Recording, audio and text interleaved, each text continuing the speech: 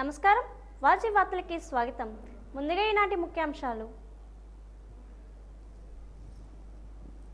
గంగా సప్తమి పుష్య నక్షత్రం కలగలిసిన శుభ ముహూర్తంలో నామినేషన్ వేసిన నరేంద్ర మోడీ. వారణాసిలో మోడీ నామినేషన్ పర్వంలో పాల్గొన్న చంద్రబాబు, పవన్ కళ్యాణ్.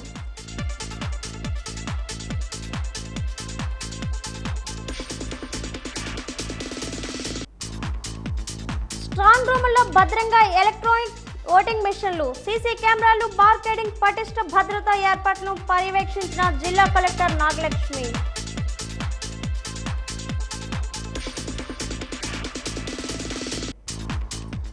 అనుబంధం, ఆత్మీయత, ఆప్యాయత, ప్రేమానురాగాల సంగమమే కుటుంబం.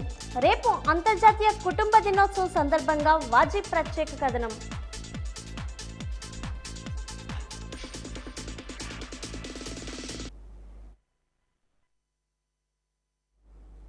వరుసగా మూడోసారి వారణాసి నుంచి పోటీ చేస్తున్న నరేంద్ర మోడీ అక్కడ కలెక్టర్ కార్యాలయంలో ఇవాళ నామినేషన్ దాఖలు చేశారు.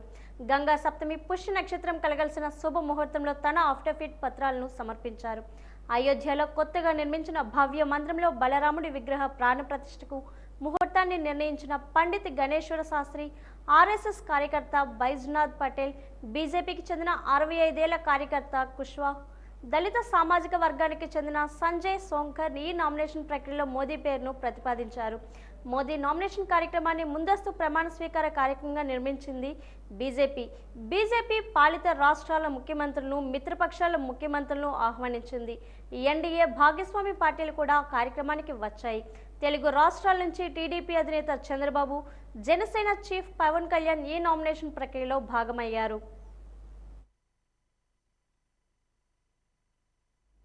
తెలుగుదేశం పార్టీ అధినేత చంద్రబాబు నాయుడు ప్రధాని మోడీ నామినేషన్ కార్యక్రమంలో హాజరయ్యేందుకు వారణాసి వెళ్లిన సందర్భంగా మీడియాతో మాట్లాడారు. వారణాసి పవిత్ర స్థలం, మోడీ నామినేషన్ ఒక చారిత్రక ఘట్టం అన్నారు. గత 10 ఏళ్లుగా మోడీ అద్భుతమైన పాలన అందించారు. ప్రపంచ వ్యాప్తంగా మన దేశం రానున్న రోజుల్లో కీలక పాత్ర పోషించనుంది. 2047కు వికసిత్ భారత్ లక్ష్యంగా మోడీ కృషి చేస్తున్నారని చంద్రబాబు అన్నారు.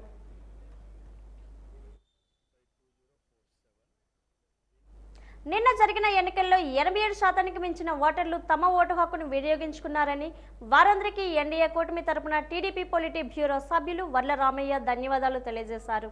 ఈ రోజు ఎన్టీఆర్ భవన్లో బీజేపీ నేత లంకా దినకర్, జనసేన నేత చిలిపల్లి నాగేశ్వరరావులతో కలిసి ఏర్పాటు చేసిన మీడియా సమావేశంలో మాట్లాడుతూ, ప్రజాస్వామ్యాన్ని కాపాడడం కోసం, రాజ్యాంగాన్ని రక్షించడం కోసం, ధర్మాన్ని 4 పాదాలపై నడిచే విధంగా చూసేందుకు విజ్ఞతతో ఓటర్లు తమ హక్కు వినియోగించుకున్నారని అన్నారు.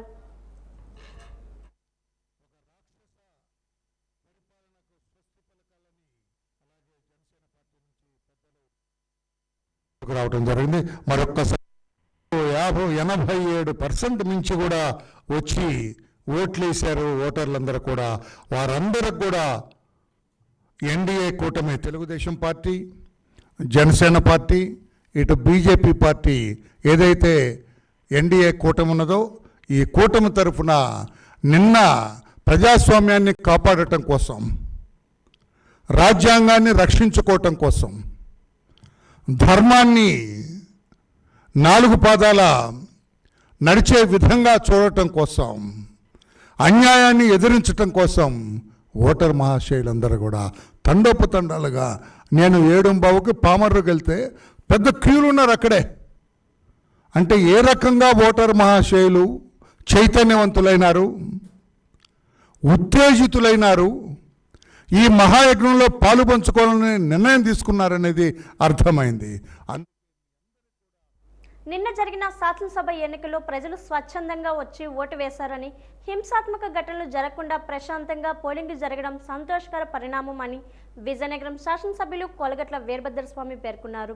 ఈ రోజు ఏర్పాటు చేసిన విలేకరుల సమావేశంలో మాట్లాడుతూ ప్రభుత్వం అందించిన సంక్షేమ కార్యక్రమాలు జగన్మోహన్ రెడ్డి పరిపాలన పరిశీలించి ప్రజలు ఆలోచించి ఓటు వేశారని తన అభిప్రాయాన్ని వ్యక్తం చేశారు.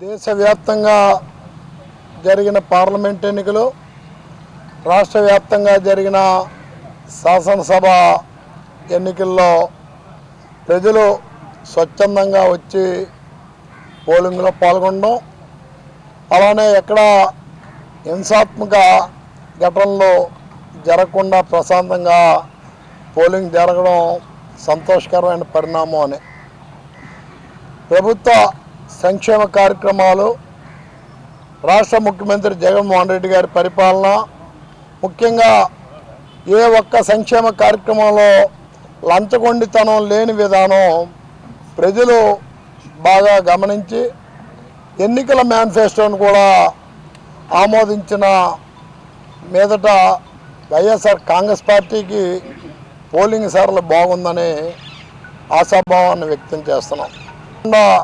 8 సీట్లు వైఎస్ఆర్ కాంగ్రెస్ పార్టీ గెలుస్తుందని, అలానే విజయనగరంలో శాసనసభ్యునిగా నేను, అలానే పార్లమెంటు సభ్యులైన బెల్లాని చంద్రశేఖర్ గారికి మంచి మెజార్టీ వస్తుందని కూడా తెలియజేస్తున్నాం. వైఎస్ఆర్ కాంగ్రెస్ పార్టీ రాష్ట్రంలో మరలా పరిపాలనలోకి వస్తుంది.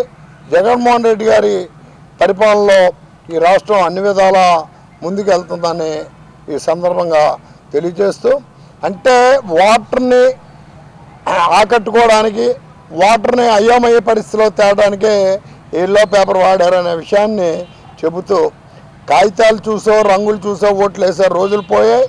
ప్రజలు స్వచ్ఛందంగా ఆలోచన చేసి ఓటు వేసినందున ఈరోజు మేము తప్పకుండా గెలుస్తామన్న ఒక ధైర్యాన్ని, నమ్మకాన్ని తెలియజేస్తున్నాం.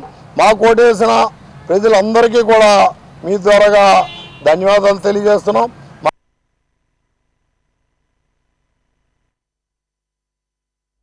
ఓటింగ్ ప్రక్రియ ముగియడంతో ఈవీఎంలు స్ట్రాంగ్ రూముల్లో భద్రపరిచారు. లెండి ఇంజనీరింగ్ కళాశాలలో చీపురుపల్లి, రాజాం, నెల్లిమర్ల, ఎస్కోట, గజపతినగరం నియోజకవర్గాల ఈవీఎంలను, జేఎన్టీయూ గురజాడ విశ్వవిద్యాలయంలో విజయనగరం, బొబ్బిలి నియోజకవర్గాల ఈవీఎంలను భద్రపరిచారు.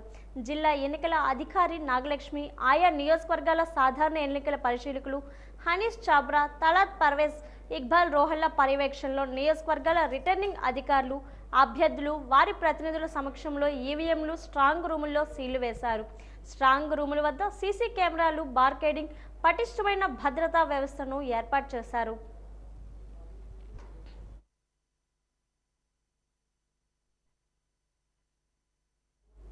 పోలింగ్ అనంతరం పార్వతీపురం ఉద్యాన కళాశాల వద్ద ఏర్పాటు చేసిన రిసెప్షన్ కేంద్రాలను జిల్లాలో 4 నియోజకవర్గాల నుంచి ఈవీఎంలు, ఇతర ఎన్నికల సామగ్రి చేరుకుంది.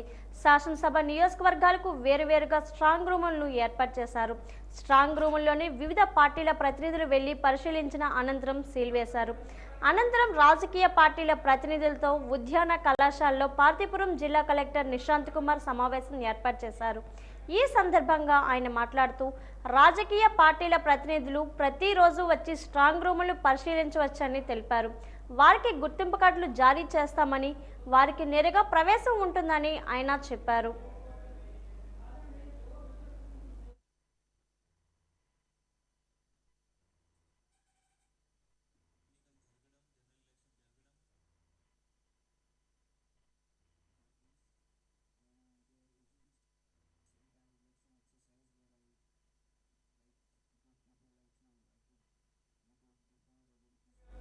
సార్వత్రిక ఎన్నికలు నిన్న జరిగిన నేపథ్యంలో తెలుగుదేశం, జనసేన, భారతీయ జనతా పార్టీ ఉమ్మడి అభ్యర్థి పుష్పాటి అదితి గజపతిరాజును పార్టీ శ్రేణులు ఈ రోజు మర్యాదపూర్వకంగా కలిశారు.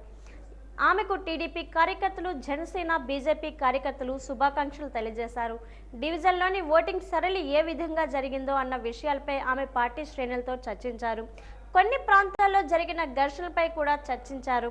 పార్టీ కార్యకర్తలు నాయకులు ఆమెను కలవడంతో ఆహ్లాదకరమైన వాతావరణం కనిపించింది.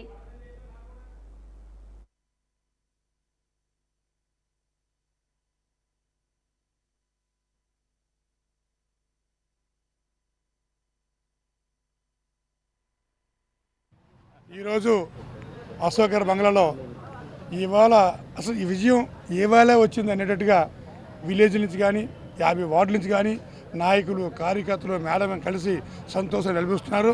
ప్రతి వార్డులో కూడా మేము చాలా కష్టపడ్డాం. మేడం కూడా మీరందరూ కష్టపడినందుకు ధన్యవాదాలు చెప్తున్నారు. మీరందరూ కూడా ఏం కష్టపడ్డాం, ఎంత మెజార్టీ వస్తాం, 7 మెజార్టీ వస్తాం అని చెప్పుకుంటూ ఎంత కోలాహలంగా ఉందంటే ప్రతి ఒక్కరు వచ్చి మేడం కలడం, మేడం అంత కూడా. అయితే మేడం గారు కూడా మాకు ఎలక్షన్లో ఏ గ్రామం రామన్నా, ఏ వీధి రమ్మన్నా, ఎక్కడ రమ్మన్నా నవ్వుకుంటూ వస్తూ తిరుగుతూ మంచి యువరాణిలాగా ఆవిడ ఏ కార్యక్రమం ఏం చెప్పినా అన్నింటినీ కూడా మాకు ప్రోత్సహించారు.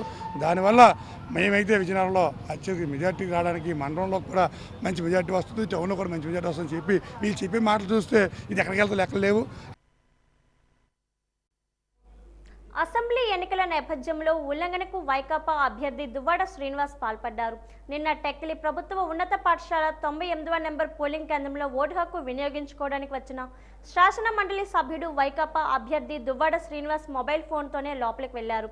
ఆ సమయంలోనే ఆయనకు కాల్ రావడంతో ఫోన్లో మాట్లాడుతూనే ఎంపీ ఎమ్మెల్యేల ఓటు హక్కును వినియోగించుకున్నారు. పాత్రికేయులు పోలింగ్ కేంద్రం లోపలకు ఫోటోలు తీయకూడదని షరతులు విధించినా ఎన్నికల అధికారులు, అధికార పార్టీ నేతలు, అనుచరులతో సహా వచ్చి లోపల ఫోటోలు తీసుకున్న చోద్యం చూశారు.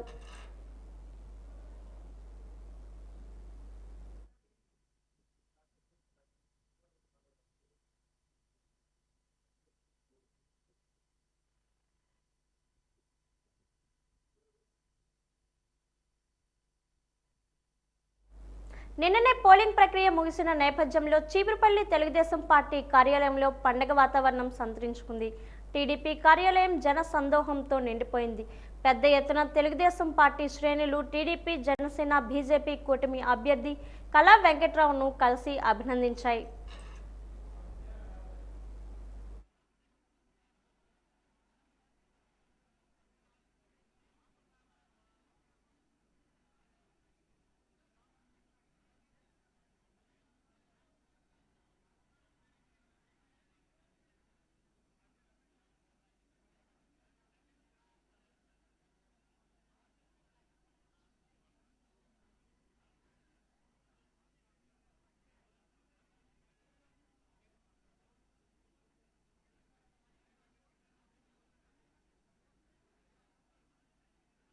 కుటుంబం అంటే సంతోషం, బాధ, దుఃఖం, ప్రేమ, అనుబంధం, ఆత్మీయత, ఇలా ఎన్నో ప్రేమానురాగాల సంగమం.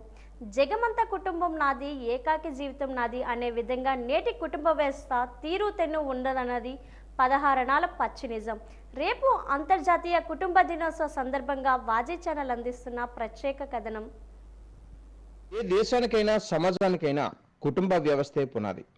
ప్రపంచంలో మారుతున్న పరిస్థితులతో పాటు సంస్కృతి సాంప్రదాయాలలో మార్పులు అత్యంత వేగంగా చోటు చేసుకుంటున్నాయి. ఇది కుటుంబాలపై, అనుబంధాలపై ప్రభావం చూపుతోంది. దీని ఫలితంగా నేటి ప్రవర్తన ధోరణులు ఫలితంగా మన కుటుంబ వ్యవస్థ ప్రభావితం అవుతుంది. సమాజానికి మంచి పౌరులను తయారు చేసి అందించేది కుటుంబమే. కుటుంబం అంటే సంతోషం, బాధ, దుఃఖం, ప్రేమ, అనుబంధం, ఆత్మీయత, ఇలా ఎన్నో ప్రేమానురాగాల సంగమం. జగమంత కుటుంబం నాది, ఏకాకి జీవితం నాది అనే విధంగా నేటి కుటుంబ వ్యవస్థ తీరు తెన్ను ఉన్నదన్నది 16 అణాల పచ్చి నిజం. ఆత్మీయత, అనుబంధాలను నిలబెట్టేందుకు ఐక్యరాజ్య సమితి ఆధ్వర్యంలో మే 15వ తేదీన అంతర్జాతీయ కుటుంబ దినోత్సవం జరుగుతుంది. ఐక్యరాజ్య సమితి జనరల్ అసెంబ్లీ 1989 డిసెంబర్ 9వ తేదీన ప్రవేశపెట్టిన తీర్మానం ద్వారా అంతర్జాతీయ కుటుంబ దినోత్సవం ఆవిర్భవించింది. కేవలం సంపాదనకు, సుఖభోగాలకు అలవాటు పడి వాటికే అధిక ప్రాధాన్యతనిస్తున్న ఈ తరం జన్మనిచ్చిన తల్లిదండ్రులను వృద్ధాశ్రమాలలో, తాము కన్నవాళ్లను హాస్టళ్లలో వదిలిపెట్టి ఏకాకులై సంచరిస్తూ అదే నిజమైన స్వేచ్ఛ అని భ్రమపడుతూ జీవిస్తున్నారు. నిజానికి కుటుంబం అనేది దేవుడిచ్చిన వరం. కుటుంబం లేని ఒంటరి జీవితం ఎంత బతికినప్పటికీ వృధా అని చెప్పక తప్పదు. మానవుడు సంఘజీవి అని చెప్పిన అరిస్టాటిల్ మాటలు అక్షర సత్యాలు. అటువంటి పౌరులను తయారు చేయుటకు కుటుంబ సభ్యులు అవిరళ కృషే కారణం. తల్లిదండ్రులు, తాతమామలు ముఖ్య భూమిక పోషిస్తారు. నేడు వివిధ కారణాల వల్ల ఉమ్మడి కుటుంబాలు విచ్ఛిన్నమై పెళ్ళైన వెంటనే వేరే కాపురాలు పెట్టాలనే పేరుతో పట్టణాల బాట పడుతున్న యువత తప్పుతావు పడుతుంది. కుటుంబాల విలువల గురించి అవగాహన కల్పించడానికి, ఒక మనిషి అభివృద్ధిలో ప్రత్యక్షంగా పరోక్షంగా కుటుంబం యొక్క పాత్ర గురించి తెలియజేయడానికి ప్రతి ఒక్కరూ ప్రయత్నించాలి. కుటుంబం అనేది సమాజంలోని ప్రాథమిక అతి ముఖ్యమైన వ్యవస్థ. ఏ వ్యక్తి అయినా విలువలు ఇతర గుణాలను నేర్చుకునే పవిత్రమైన ప్రదేశం కుటుంబమే. ఒకప్పుడు అన్నదమ్ములందరూ కలిసి ఉమ్మడి కుటుంబాలుగా జీవిస్తూ సుఖ సంతోషాలను కష్ట సుఖాలను సమానంగా పంచుకునేవాళ్ళు. కానీ ఈరోజు మనుషుల మధ్య స్వార్థం పెరిగి కేవలం డబ్బు సంపాదనే లక్ష్యంగా ఎవరికి వాళ్ళు తలా ఒక దిక్కుగా ఎగిరిపోవడంతో ఉమ్మడి కుటుంబాలు అదృశ్యమైపోయాయి. అందరితో కలిసిమెలిసి ఒకరి అభిప్రాయాలను ఇంకొకరు అర్థం చేసుకుంటూ బాధ్యతలను సమానంగా పంచుకుంటూ సుఖ సంతోషాలతో ఆనందంగా అందరూ కలిసి మెలిసి మెలగడమే నిజమైన స్వేచ్ఛ అని తెలుసుకోవాలి. కేవలం సంపాదన కోసం అయిన వాళ్ళని వదిలి వలస తీరాలకు ఎగిరిపోయే పక్షులు ఈ సమాజానికి ఏం చెప్పగలరు? సామాజిక దురాచార నిర్మూలన ఉద్యమం ప్రతి కుటుంబంలో ప్రారంభం కావాలి. సమాజంలో చోటు చేసుకున్న వికృత సంఘటనలు ఛేదించాలి. విలువలతో కూడిన సుఖవంతమైన సమాజ నిర్మాణానికి అందరూ పాటుపడాలి. కుటుంబ వ్యవస్థ రక్షణలో ప్రతి వ్యక్తి సైనికుడిగా ఎదగాలి. అమూల్యమైన మన కుటుంబ వ్యవస్థను సజీవమైనదిగా, ఉత్సాహవంతమైనదిగా, విలువలతో కూడిన వ్యవస్థగా పునరుద్ధరించాలి. సమాజ సర్వతోముఖాభివృద్ధికి కుటుంబమే కేంద్రంగా వర్ధిల్లాలి.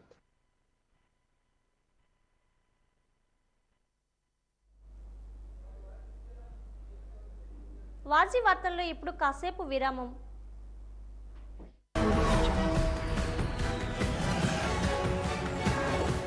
కాలంలో పిల్లలకు కంటి వ్యాధులు రాకుండా తీసుకోవాల్సిన జాగ్రత్తల గురించి ప్రభుత్వ సర్వజన ఆసుపత్రికి చెందిన సివిల్ సర్జన్ డాక్టర్ శివప్రసాద్ వివరించారు.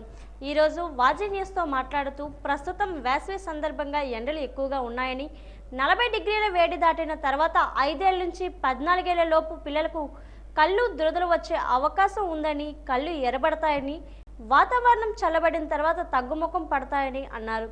చిన్నారులు కళ్ళు పట్ల అప్రమత్తంగా ఉండాలని ఆయన సూచించారు.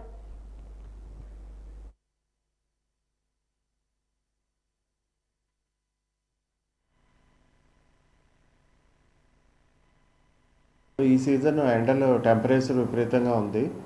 మోర్ దెన్ 40 డిగ్రీస్ దాటినాక ఎస్పెషల్లీ పిల్లలు 5 ఏళ్ళు 14 ఏళ్ళ మధ్యలో ఎలర్జిక్ కంజంక్టివైటిస్ అంటాము. విపరీతమైన దురద, కళ్ళు నలపడం, కళ్ళు ఎర్రబడటం. ఈ టెంపరేచర్ ఎక్కువైనప్పుడు ఈ వైరల్ కంజంక్టివైటిస్ ఆల్రెడీ ఉన్నవాళ్ళలో అగ్రెస్ అవుతుంది. అది టెంపరేచర్ ప్రెసిపిటేట్ చేస్తుంది. సో అది కొంచెం మళ్ళీ అట్మాస్ఫియర్ తగ్గినాక, వాతావరణం చల్లబడినాక కొంచెం తగ్గుముఖం పడుతుంటాయి. ఈ లోపల డాక్టర్స్తో కన్సల్ట్ చేసి ఆ ఎలర్జీకి anti allergic drugs like chlorpheniramine maleate, లేకపోతే ఓలోపైటడిన్, సెటిజిన్ సిరప్స్ అలాంటివి తీసుకొని కళ్ళలో జాగ్రత్తగా చూసుకోవాలి. గవర్నమెంట్ హాస్పిటల్కి వస్తే మేము చూస్తామండి. ఇప్పుడు ఈ సీజన్లో గాలులు ఎక్కువ ఉంటున్నాయి. గాలులతో పాటు ఫారిన్ బాడీస్ అవి కళ్ళల్లో పడే ఛాన్సెస్ అవకాశం ఉంది. కాబట్టి పవర్ ఉన్నవాళ్ళు గ్లాసెస్ ఎలాగ వాడతారు, పవర్ లేని వాళ్ళు పవర్ లేని ప్లెయిన్ గ్లాసెస్ మనకి బయట దొరుకుతుంటాయి మార్కెట్లో. గ్లాసెస్ పెట్టుకొని వెహికల్స్ డ్రైవ్ చేస్తే కండల్లో ఫారిన్ బాడీ పడే ఛాన్సెస్ తక్కువగా ఉంటాయి. జిల్లాలో అనేక ప్రైవేట్ ఆసుపత్రుల్లో 90% పైగా సిజేరియన్ ఆపరేషన్లు చేస్తున్నారని జిల్లా వైద్య ఆరోగ్య శాఖ అధికారి డాక్టర్ భాస్కర్ రావు ఆగ్రహం వ్యక్తం చేశారు. ఈరోజు వాజీ న్యూస్తో మాట్లాడుతూ క్లినికల్ ఎస్టాబ్లిష్మెంట్ చట్ట ప్రకారం ఉల్లంఘనకు పాల్పడిన 9 ప్రైవేట్ ఆసుపత్రులను గుర్తించామని అన్నారు. ఇప్పటికే రాష్ట్ర వైద్య ఆరోగ్య శాఖ కమిషనర్ దీనికి సంబంధించిన మెమోలు జారీ చేశారని అన్నారు. వాటిని తనిఖీ చేసి ఉల్లంఘనలకు పాల్పడిన విషయం నిజమైతే చర్యలకు పాల్పడతామని చెప్పారు.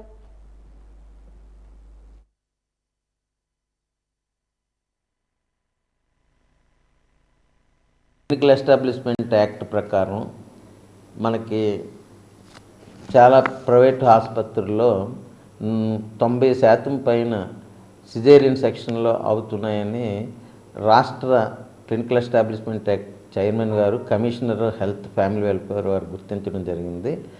ఇవి ఈ 90% పైన ఆపరేషన్లు జరిగిన వాటి మీద చాలా తీవ్రమైన ఆగ్రహం వ్యక్తం చేశారు.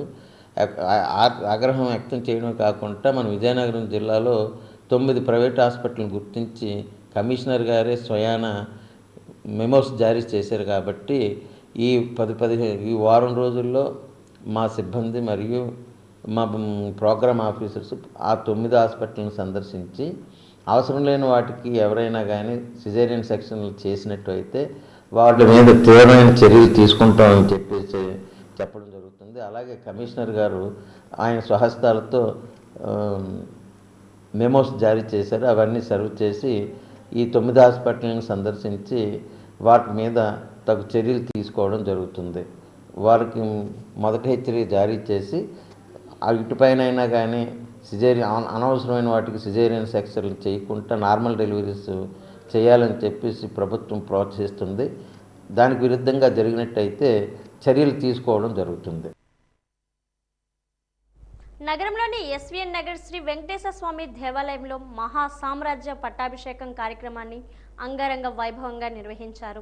జనవరి 22వ తేదీన ప్రారంభమైన ఈ కార్యక్రమం ఈ రోజుతో ముగిసింది. శ్రీరాముని పట్టాభిషేకం విశిష్టతను పండితులు వివరించారు. పట్టాభిషేకం మహోత్సవాన్ని తిలకించడానికి ఆలయ కమిటీ స్క్రీన్లు కూడా ఏర్పాటు చేసింది. శ్రీరామచంద్రమూర్తిని దర్శించుకోవడానికి భక్తులు బారులు తీరారు. ఆదర్శవంతమైన శ్రీరాముని జీవిత విశిష్టతను భక్తులకు వివరించారు.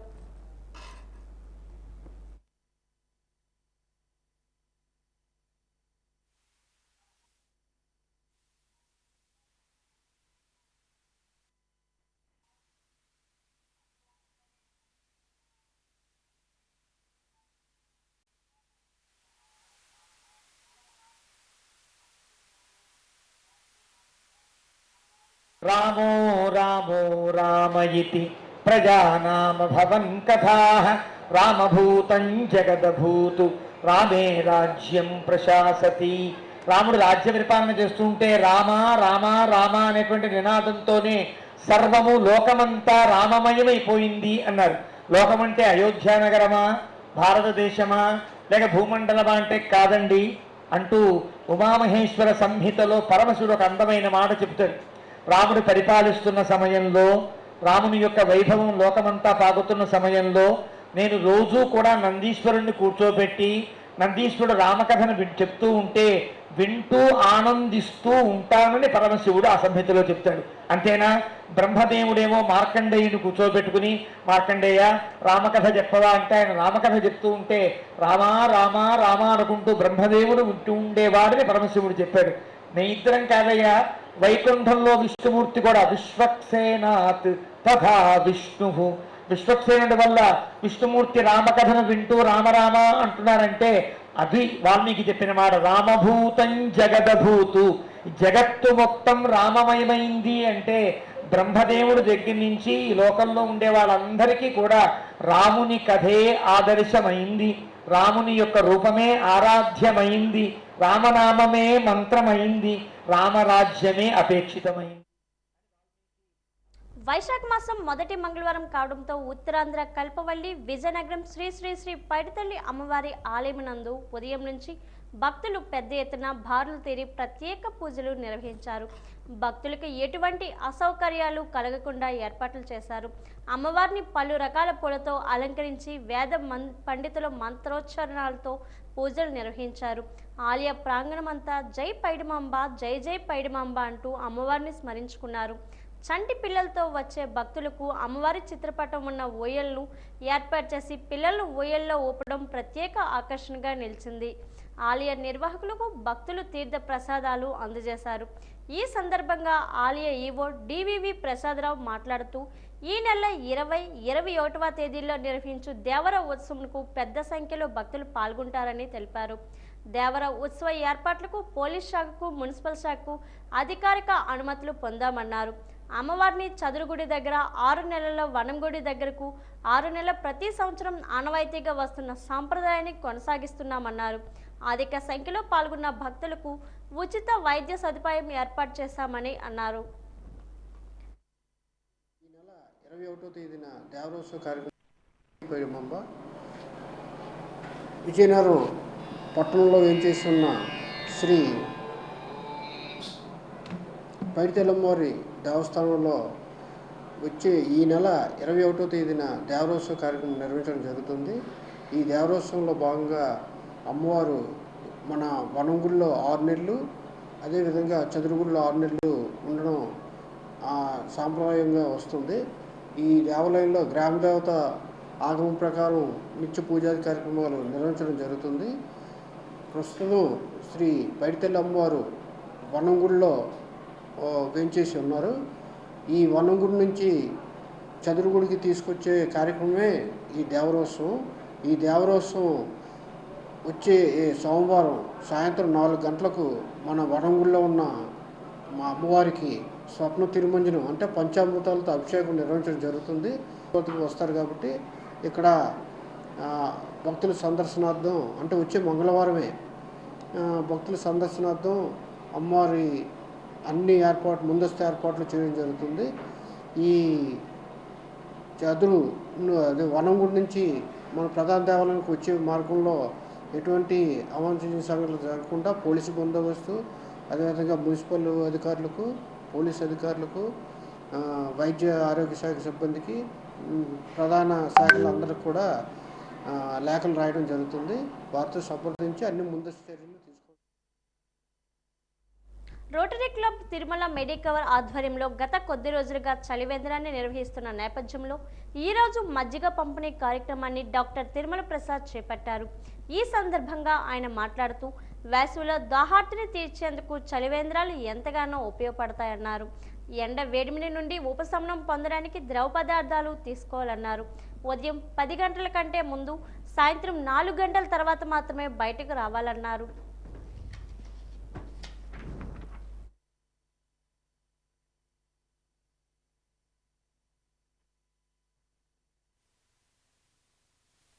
Rotary Club Vizianagaram and Tirumala హాస్పిటల్లో సంయుక్తంగా ఈ చలివేంద్ర కార్యక్రమం ఏర్పాటు చేసింది. అయితే ఈ మధ్య బాగా టెంపరేచర్ ఎక్కువ ఉండటం వలన మన మజ్జిగ కూడా డిస్ట్రిబ్యూట్ చేయడం అయింది.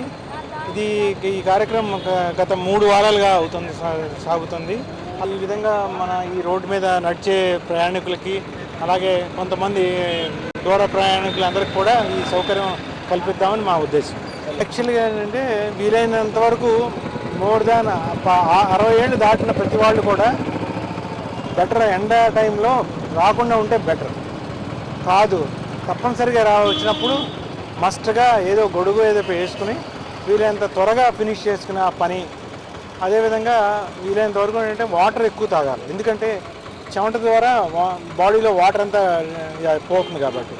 ఒకవేళ ఏదైనా ప్రాబ్లం వచ్చి కళ్ళు తిరగటం ఏదైనా ఇదైతే మాత్రం వెంటనే కూడా దగ్గర ఉన్న హాస్పిటల్కి వెళ్తే ఫస్ట్ ఎయిడ్ చేయటం అవుతుంది.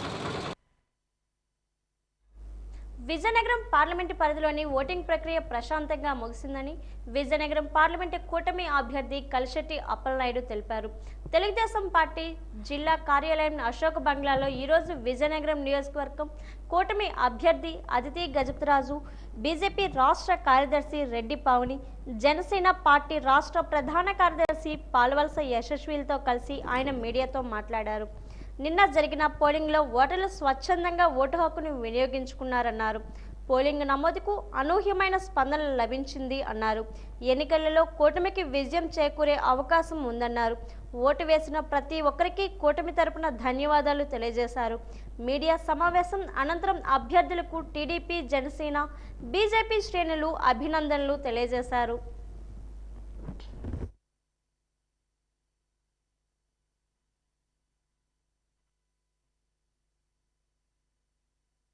ఏమాత్రం కూడా వైలెన్స్ ఉండేది కాదు, కానీ నిన్నైతే వాళ్ళు ప్రయత్నం చేశారు.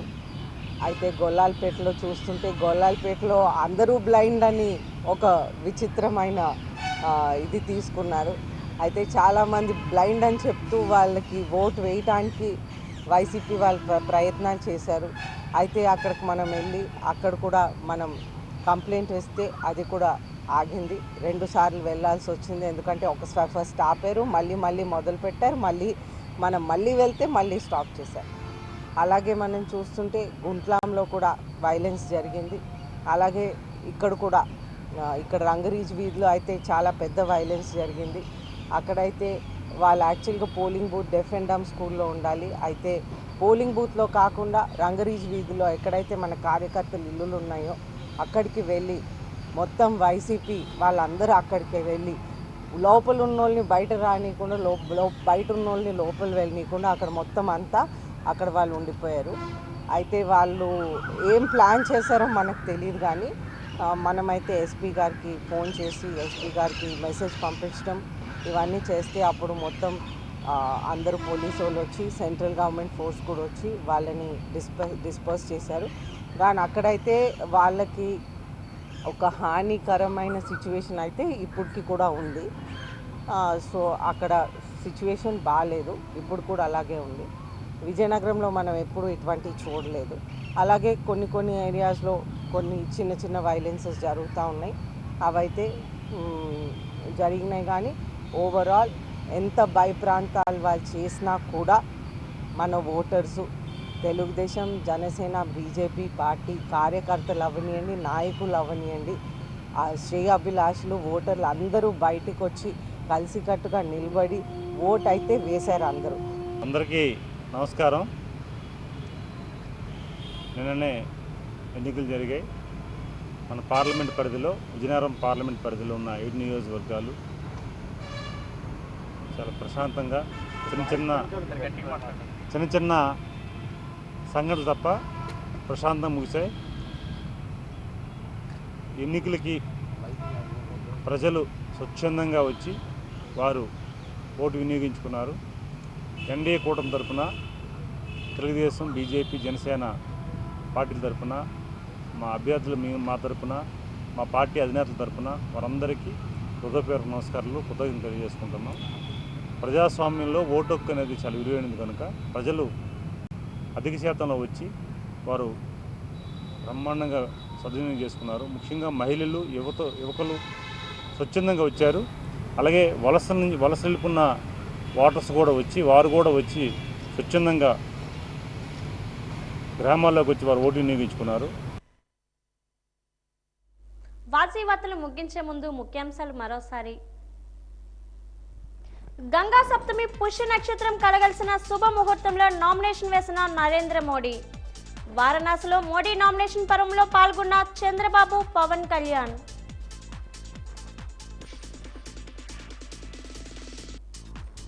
స్ట్రాంగ్ రూముల్లో భద్రంగా ఎలక్ట్రానిక్ ఓటింగ్ మిషన్లు, సీసీ కెమెరాలు, బార్కేడింగ్, పటిష్ట భద్రతా ఏర్పాట్లను పర్యవేక్షించిన జిల్లా కలెక్టర్ నాగలక్ష్మి.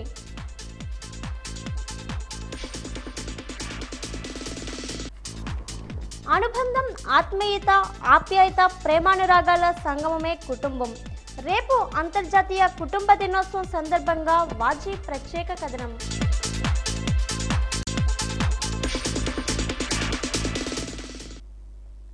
వాజీ వార్తలు ఇంతటితో సమాప్తం. నమస్కారం.